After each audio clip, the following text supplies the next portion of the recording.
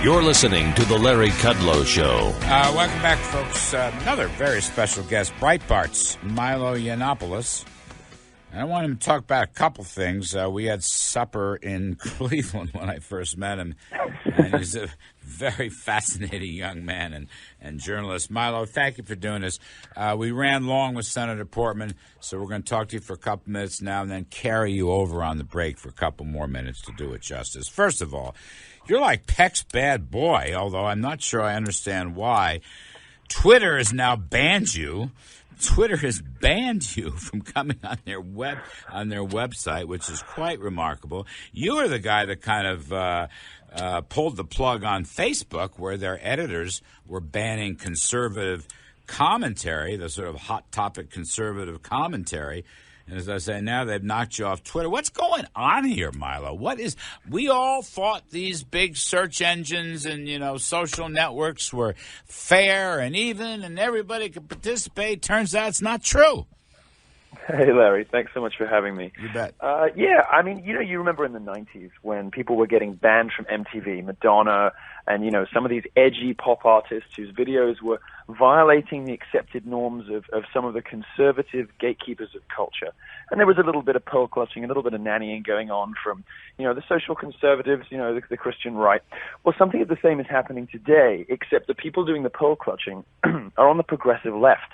And there are people who don't like jokes very much. They don't like it when you disagree with a woman or disagree with a black person. So I wrote a very critical review of the new Ghostbusters movie, and that was enough to get me banned from Twitter because Leslie Jones, the black lady who plays one of the new Ghostbusters, didn't like it very much. What it's done, of course, is turned me into a bit of a countercultural icon. It's turned me into a free speech martyr, and I'm acquiring something of the level of sort of countercultural cool that artists who were banned from MTV in the 90s had. It's a very remarkable thing, and very dumb for Twitter to do it too, because they don't realize the power they hand you when they turn you into a dangerous figure like this. But Facebook's doing the same thing. You pulled the plug on that. I read all your stuff. I talked about it on this radio show and elsewhere.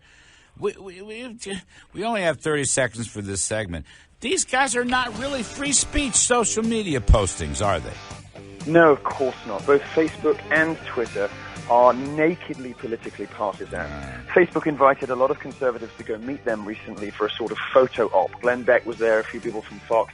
But what they actually did afterwards was... Stay with me. Milo, stay with me. We're coming right back. Milo Yiannopoulos from Breitbart. Milo Yiannopoulos. Milo, I just wanted to... Let's get this straight on Twitter, okay? Sure. Besides being politically incorrect insofar as your criticisms or mockery of the far left wackos who come up with this stuff, what did you do wrong? In other words, Twitter says you can't come on. They banned you. Well, that's a big thing in this era of social media and its importance.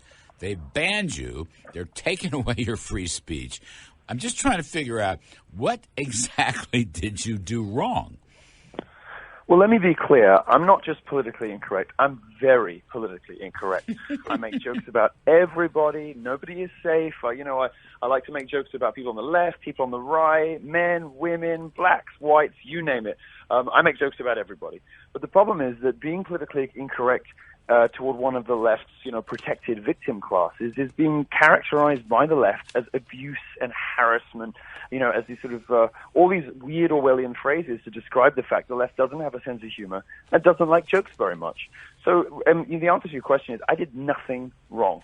Absolutely nothing. Twitter has not been able to provide any evidence whatsoever that I was responsible for some of the nasty things that Leslie Jones, the actress, did receive. They're holding me responsible for the behavior of others.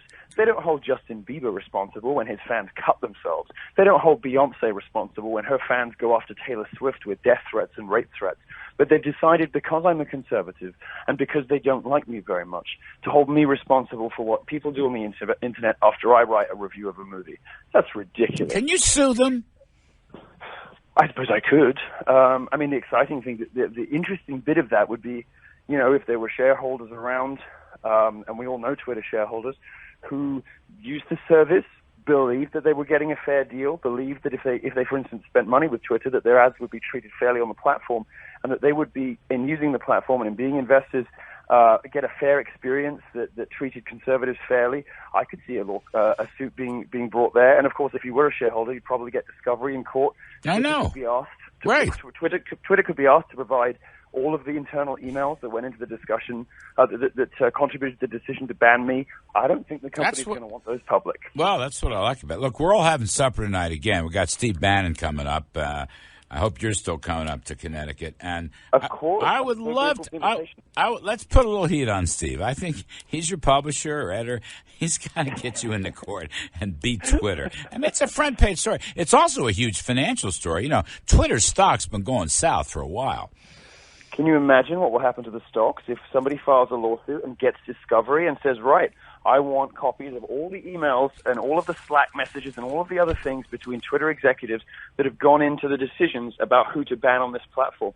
They would U-turn so quickly on this ban to make this go away. It would make your head spin. That's what I think. I mean, the fact, first of all, that Twitter shareholders know that Twitter has banned Milo Yiannopoulos from Breitbart. That by itself will drive the stock down 12%. They want you, Milos. There's a demand for it. We can have a movement here. Absolutely. And, I was on CNBC. I was on CNBC this week from the Republican National Convention. This decision by Twitter turned me into a kind of little rock star at the RNC. I was all anybody could talk about. You know, when there wasn't stuff going on stage, all anyone was talking about the RNC was Milo Yiannopoulos. This was a very dumb thing. I think Twitter probably snuck this out, hoping it would get buried by all the news from Cleveland. Actually, what happened was there was a concentration of world media, and I just did a tour. You can probably hear my voice is a little hoarse because I've been giving about 100 interviews a day for the last 4 days. We're going to make you the head commissioner of the Federal Communications Commission if we don't turn out. I was head of the FCC just so I can shut it down. We don't need it. All right, Milo, give me. I got about 90 seconds. GOP in Cleveland. What's your take, real fast? You know what I noticed? Trump is building an entirely new party, and the big question for the next 5 years and even beyond, regardless of what happens in this election, is will the Republican Party be able to modernize and adapt itself fast enough to what Trump is building, or is it going to just split in two and completely disintegrate? When you look at the crowd at the RNC this week in Cleveland, it was so different from anything that's happened to the Republican Party for decades. It was young, it was fun, it was glamorous, and it wasn't, it was a different kind of young to the DNC. It was a different kind of young to the Democrats, these sort of angry lefty protester types. It was young people who were glamorous. I was watching happy. No, I loved it. I think you're dead on. I was watching them.